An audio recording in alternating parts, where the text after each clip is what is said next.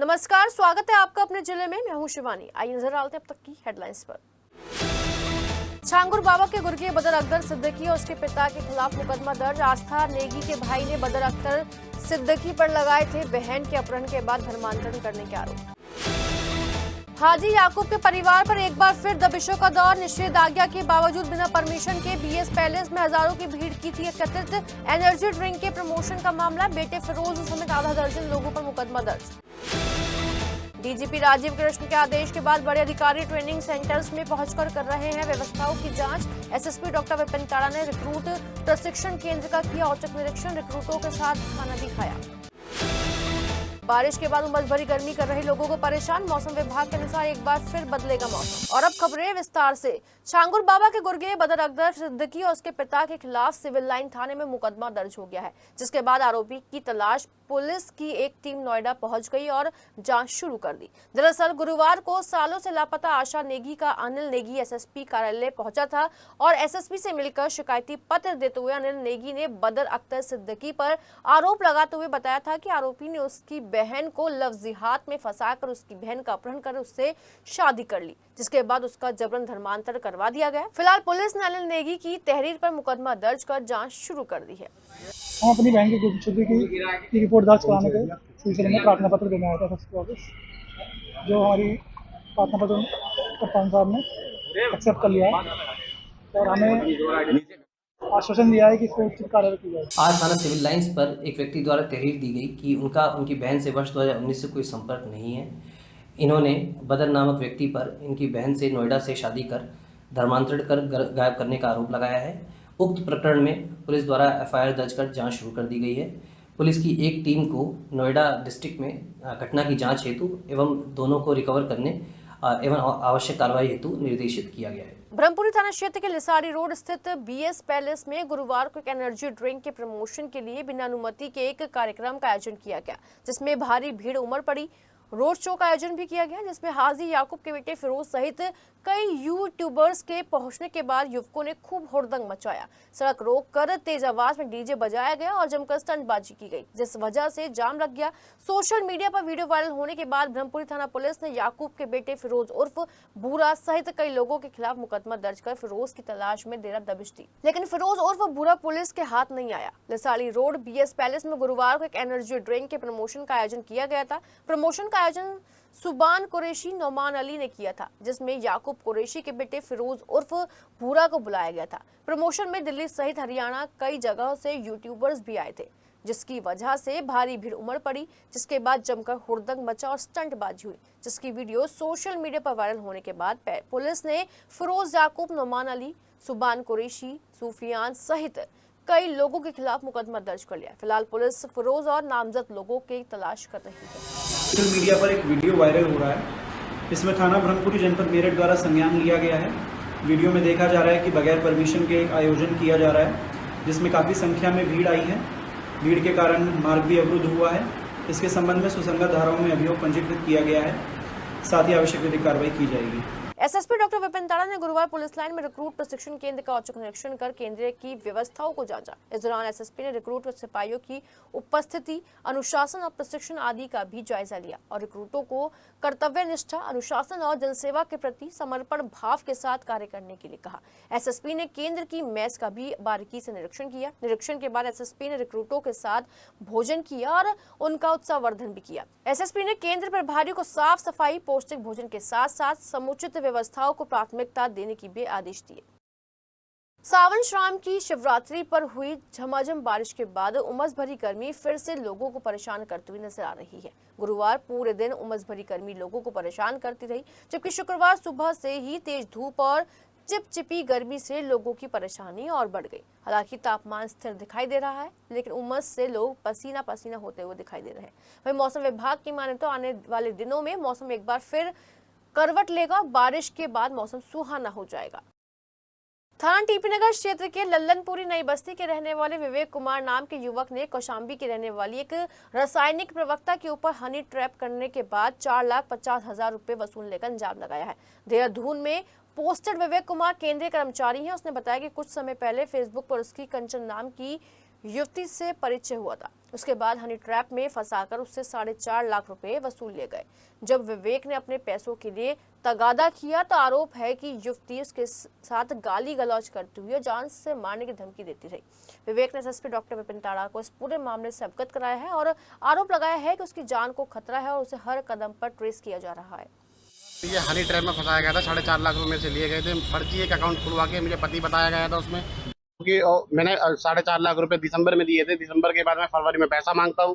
पैसा मांगने के बाद मेरे साथ गाली गलौज, माँ बहन की गाली दी जाती है और मुझे फर्जी रेप केस में मुझे फांसने की कोशिश करी जाती है और मेरे नाम के झूठे प्रार्थना पत्र दिए जाते हैं। मुलाकात कैसे हुई थी आपकी? मुलाकात मेरी फेसबुक के थ्रू हुई थी।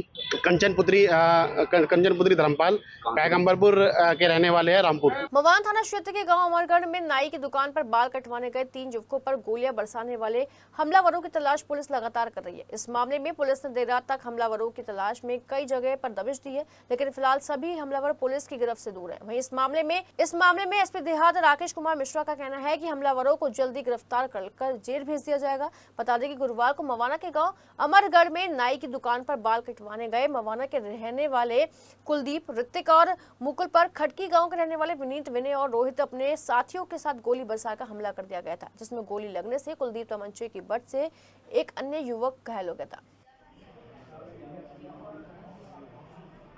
आखिर क्या जरूरत है किसी मुस्लिम युवक को हिंदू और वो भी कर्मकांडी पंडित बनकर मंदिर में बैठने की? यह सवाल लगातार लोगों के जहन में उठ रहा है। लोगों का कहना है कि कृष्णा बनकर कासिम पिछले 6 महीने से शिव मंदिर में रहता रहा और खुद को हस्तरेखा का ज्ञानी बताकर लोगों को बेवकूफ बनाता रहा। वहीं लोगों का कहना है कि इस मामले में पुलिस पंडित का भेष बदलकर मंदिर में रहने वाले युवक को कड़ी सजा दे। दरअसल दोराला थाना क्षेत्र के गांव दादरी के शिव मंदिर में सीतामढ़ी बिहार का रहने वाला कासिम कृष्णा बनकर रह रहा था। बताया जा रहा है कि वह पिछले 6 महीने से भगवा वस्त्र पहनकर शिव मंदिर के अंदर रहकर भगवान की पूजा पाठ करता था, लेकिन ग्रामीणों को शक हुआ तो उन्होंने सख्ती से पूछताछ की, जिसके बाद जो खुलासा हुआ तो वह बेहद चौंकाने वाला था। जिसके बाद ग्रामीणों ने हंगामा करते हुए पुलिस को इस बात की सूचना दी, जिसके बाद मौके पर पहुंची पुलिस युवक को थाने लेकर पहुंच गई। वहीं पुलिस पूछताछ में युवक ने बताया कि वह बिहार के सीतामढ़ी का रहने वाला कासिम है, जो पिछले 6 महीने से दोराला के दादरी गांव में भेष बदल कर रह रहा था। वहीं इस मामले को लेकर हिंदू संगठनों का कहना है कि पुलिस मामले की गहनता से जांच करे कि आखिर कासिम कृष्णा बनकर हिंदुओं के बीच क्यों रह रहा था। थाना दोराला में कल शिकायत प्राप्त हुई, जहां पर कि गांव के ग्रामीणों ने आकर बताया कि उनके गांव के मंदिर में एक युवक जो काफ़ी समय से अपना नाम कृष्ण कुमार बता रहा था, उसका असली नाम उन्हें कासिम पता चला और उनके द्वारा जो मंदिर में चढ़ावा आया था उसकी चोरी की शिकायत इन्होंने की। इस पर पुलिस ने जांच की, बताए गए आरोप सही पाए गए। ये युवक सीतामढ़ी बिहार का रहने वाला था और अपना नाम बदलकर मंदिर में सेवा करने के लिए रहने लगा और वहाँ पर जो चढ़ावा आता था उसमें चोरी वगैरह की इसने। पुलिस ने अभियुक्त को गिरफ्तार किया है और उससे जो फर्जी आईडी है वो भी बरामद हुई है और इस मुकदमे में सुसंगत धाराओं में कार्रवाई करते हुए उसे गिरफ्तार कर माननीय न्यायालय के समक्ष प्रस्तुत किया जा रहा है। कंकड़खेड़ा थाना क्षेत्र के गांव पठानपुर के रहने वाले संजू ने गुरुवार देर रात जहर खा लिया। इस बात की जानकारी जब परिजनों को लगी तो उन्होंने संजू को आनन फानन में मेडिकल अस्पताल में इलाज के लिए भर्ती कराया, लेकिन इलाज के दौरान संजू की मौत हो गई। परिजनों के अनुसार मृतक संजू मजदूरी करता था। बताया जा रहा है कि मकान बनवाने के लिए संजू ने बैंक से 14 लाख रुपए का लोन लिया हुआ था, जिसे वापस करने को लेकर संजू लगातार परेशान चल रहा था और आखिर गुरुवार रात उसने जहर खाकर अपनी जीवन लीला समाप्त कर ली। वहीं संजू की मौत के बाद उसकी पत्नी शीतल और बच्चों का रो रो कर बुरा हाल है।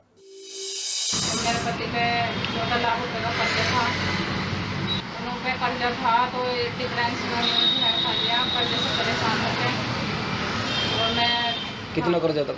14 लाख रुपए। हसनापुर थाना क्षेत्र के गांव कुल्हेड़ा के रहने वाला किसान दीपक गुरुवार को अपने खेत में पानी देने के लिए गया था। बताया जा रहा है कि जैसे ही वह खेत पर पहुंचा तभी खेत में पहले से ही टूटे हुए बिजली के हाई टेंशन तार में आकर वह बुरी तरह झुलस गया। घटना की सूचना थाना पुलिस को दी गई, जिसके बाद थाना पुलिस तुरंत किसान दीपक को लेकर सीएससी मवाना लेकर पहुंची, लेकिन चिकित्सकों ने दीपक को मृत घोषित कर दिया। वहीं घटना के बाद दीपक के घर में कोहराम मच गया। वहीं किसान दीपक की मौत से गुस्साए परिजन शुक्रवार को बसपा नेताओं के साथ सीएससी मवाना पहुंचे। शव को रखकर विद्युत विभाग के अधिकारियों का घेराव कर विद्युत विभाग के खिलाफ जमकर नारेबाजी की।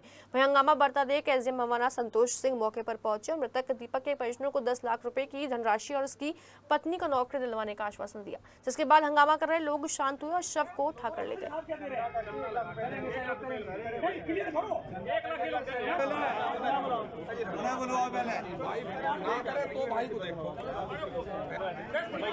विभिन्न समस्याओं के समाधान की मांग को लेकर गुरुवार को उत्तर प्रदेश उद्योग व्यापार मंडल के दर्जनों सदस्य कलेक्ट्रेट पहुंचे। इस दौरान उन्होंने आरोप लगाते हुए बताया कि जीएसटी विभाग द्वारा प्रदेश में धारा 79 के अंतर्गत की जा रही वसूली और सर्वे छापे के नाम पर सचल द्वारा व्यापारियों से किए जा रहे उत्पीड़न व्यापार मंडल विरोध करता है। बताया गया कि राज्य कर विभाग द्वारा विगत कुछ माह से व्यापारियों के विरुद्ध दमनकारी नीति अपनाते हुए उनके बैंक खातों को सीज किया जा रहा है। साथ ही खातों से धन निकासी भी की जा रही है। जीएसटी में मेल द्वारा नोटिस दिया जाता है, जिससे व्यापारी उनको देख नहीं पाते हैं और व्यापारियों के खाते सीज किए जा रहे हैं और खातों से रकम निकाली जा रही है। हम जीएसटी को लेकर जो है, जैसे हमारे व्यापारी का जो है वाजिकरण वालों ने जैसे कि स्कूटी को जो है 5,000 के ऊपर रोक लिया, मतलब उनको अपने अंदर का ले लिया, और एक सोफ़ा सेट हमारे जो है व्यापारी का जो है जब्त कर लिया 10,000 के ऊपर। तो इस तरीके के जो है जो ये मैसेज जा रहा है व्यापारियों में, समाज में बहुत दिक्कतें आ रही हैं इससे। और ये कहते हैं ना, व्यापारी जो है टैक्स दाता है, जैसे हम होता है ना किसान अन्नदाता है, व्यापारी टैक्स दाता है। तो इस तरीके की जो बातें चल रही हैं, तो पूरे प्रदेश लेवल पर इसको जो है आंदोलन के रूप में दिया जाएगा। अगर व्यापारी को सम्मान नहीं मिलेगा तो उसके लिए नई नीति बनाई जाएगी। प्रदेश स्तर के प्रदेश व्यापारी में ये आंदोलन है, ये केवल मेरठ में नहीं पूरे प्रदेश में है, और हमारे प्रदेश अध्यक्ष के आह्वान पर ये हो रहा है। वो क्या रहा है कि जीएसटी विभाग द्वारा हर जनपद में व्यापारियों का नए तरीके से उत्पीड़न किया जा रहा है। जैसा किसी का अगर पैसा बाकी है तो उसका स्कूटर रोक लिया, अगर किसी के पास पैसा बाकी है तो उसके सोफे उठा ले, बर्तन उठा लिए। ये व्यापार मंडल के द्वार पर हो रहा है जीएसटी विभाग द्वारा। मवाना नगर पालिका परिषद के अध्यक्ष अखिल कौशिक ने गुरुवार को अपने कार्यालय में एक प्रेस वार्ता की। अध्यक्ष अखिल कौशिक ने बताया कि पालिका द्वारा शासन को कुछ प्रस्ताव भेजे गए हैं, जिनमें जल निकासी योजना, पंडित दीनदयाल उपाध्याय नगर विकास योजना, सीसी रोड और मार्ग प्रकाश व्यवस्था, शमशान घाट के जीर्णोद्वार, वंदन योजना के तहत ढिकौली शिव मंदिर का सौंदर्यकरण, तहसील हसनापुर मार्ग पर व्यवसायिक भवन का निर्माण, बहुउद्देश्य मैदान का निर्माण, पक्के तालाब और पंचवटी में चिल्ड्रन पार्क का निर्माण, गुड़मंडी स्टेट बैंक से मिल रोड तक और मिल बाईपास से रजवाई तक पटरी के सड़क का निर्माण प्रस्तावित है, जिसकी ग्रांट प्राप्त होते ही जल्द इन सभी योजनाओं का क्रियान्वयन शुरू किया जाएगा। से निर्माण हेतु 321.48 लाख।